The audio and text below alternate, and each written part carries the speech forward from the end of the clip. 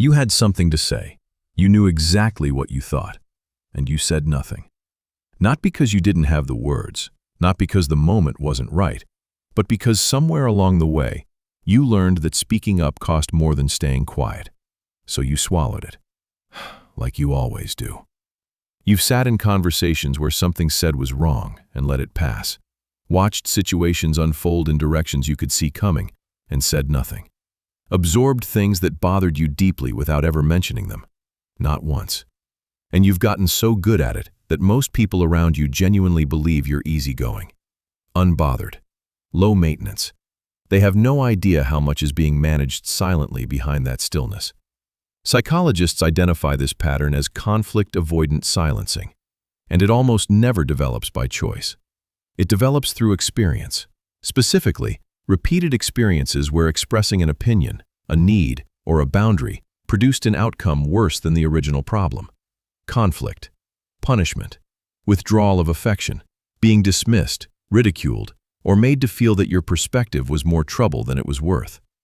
Your silence wasn't weakness, it was an adaptation. Your brain learned that quiet was the safest available option, and it kept that lesson long after the environment that taught it stopped being relevant. But here's where it gets even more damaging. Silence that starts as protection becomes a prison over time.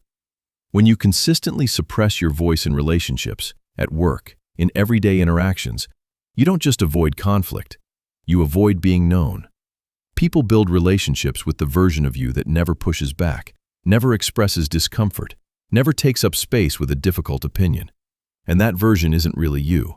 It's the edited, flattened, conflict-safe version of you.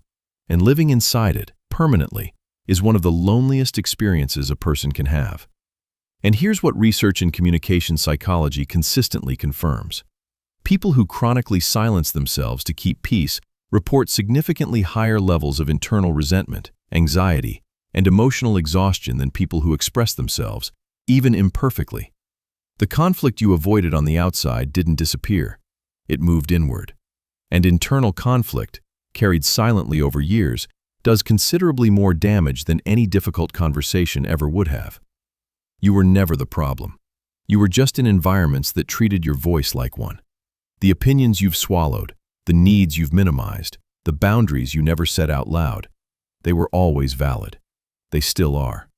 Staying quiet to keep the peace only works until you realize the person you've been keeping it from is yourself. If this described a silence you've been carrying longer than you should have, follow for more insights into the psychology quietly shaping how you show up in the world.